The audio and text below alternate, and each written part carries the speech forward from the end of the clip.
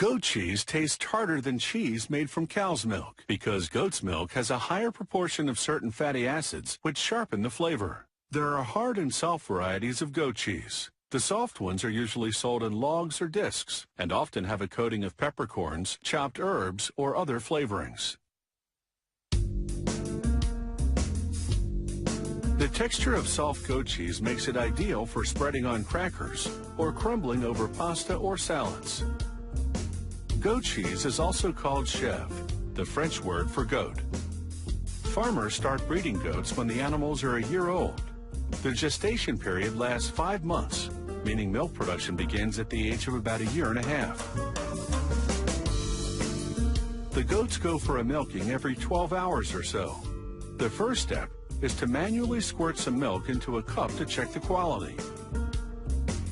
If it looks good, they wipe the teats with disinfectant to remove surface bacteria. Then they hook up the automated milk extractor.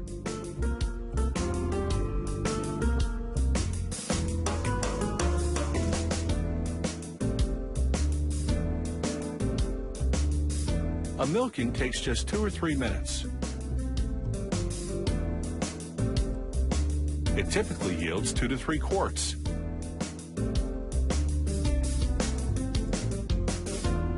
At the cheese factory, the goat's milk goes into a steam-heated pasteurization tank. An agitator stirs the milk non-stop to keep it from cooking.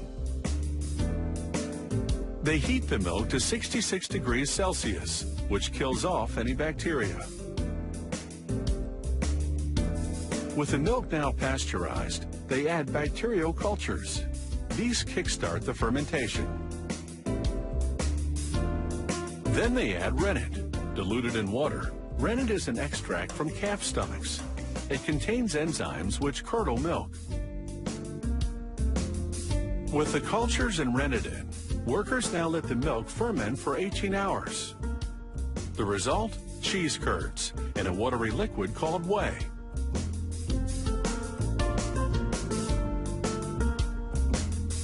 They ladle out the curds and put them in a cheesecloth bag to strain them.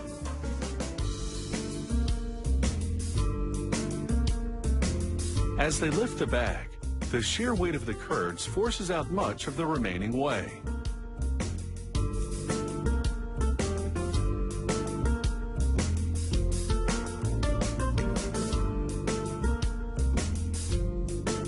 They tie up the bag and let the curds sit for another 18 hours, after which time workers strain them again. The goat cheese is finally ready. They weigh it and mix in just the right proportion of salt, 0.6%, to slow down the aging process.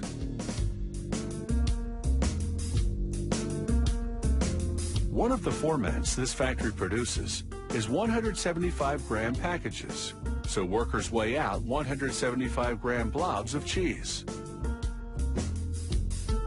Then hand roll each blob into a ball, then flatten each ball into a disc.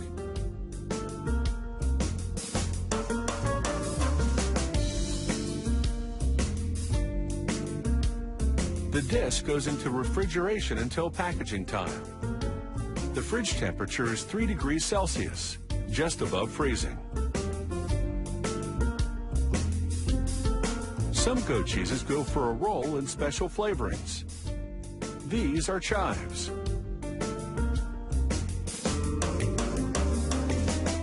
Then it's into cellophane wrap and a plastic container.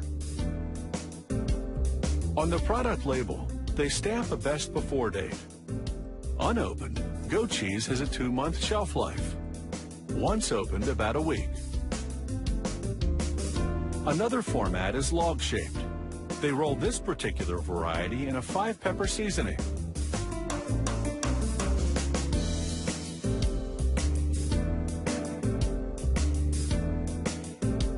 Workers also hand-roll goat cheese balls.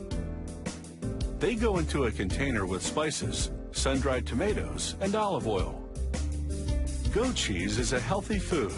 It has twice the protein of cow's milk cream cheese, yet half the fat and cholesterol, and 1/3 fewer calories.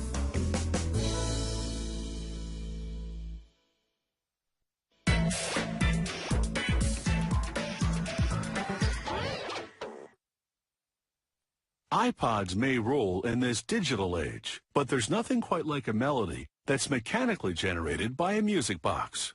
It's why, more than a century after its heyday, the music box still holds a special appeal. Its musical chimes take us back to another time.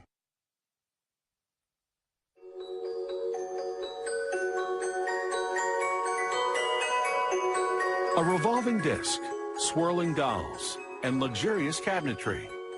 The music box is the original home entertainment system.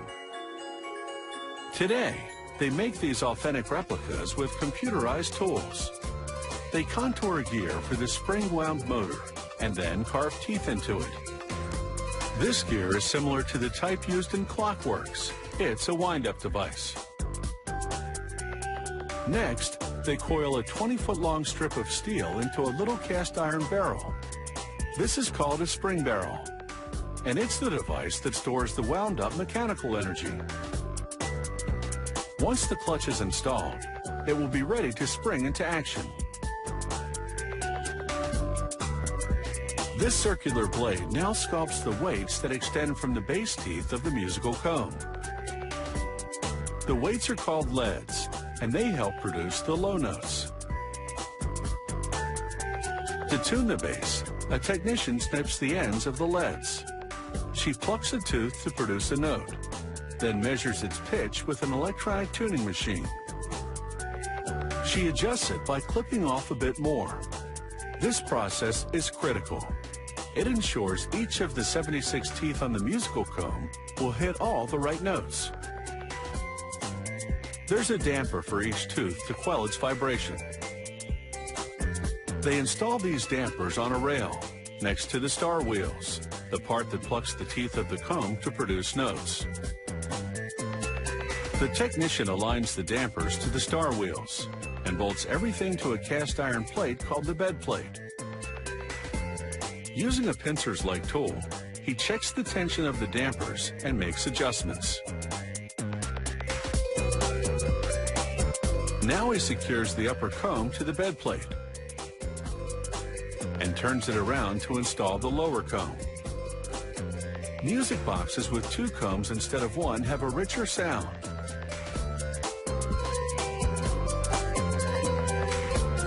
The technician makes more adjustments to the dampers to ensure a proper gap between them and the teeth of the musical comb.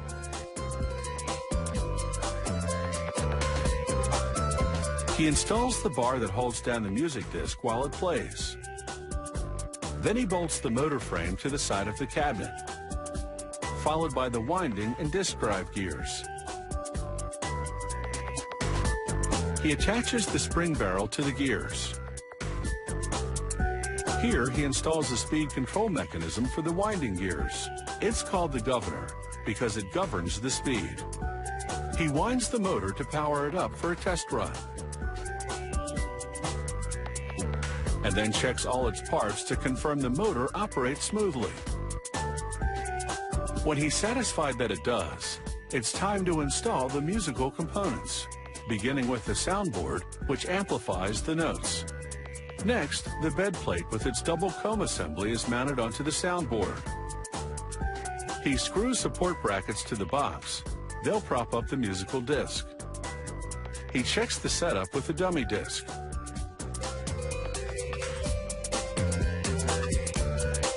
On a real disc, music is printed in the form of perforations. This master disc serves as a template to punch holes in a copper-plated disc below.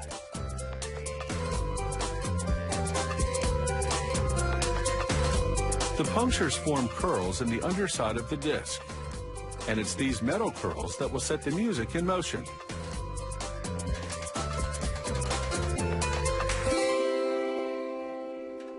As the wind-up motor turns the disc, those curls snag the star wheels. The star wheels, in turn, pluck the teeth of the musical comb.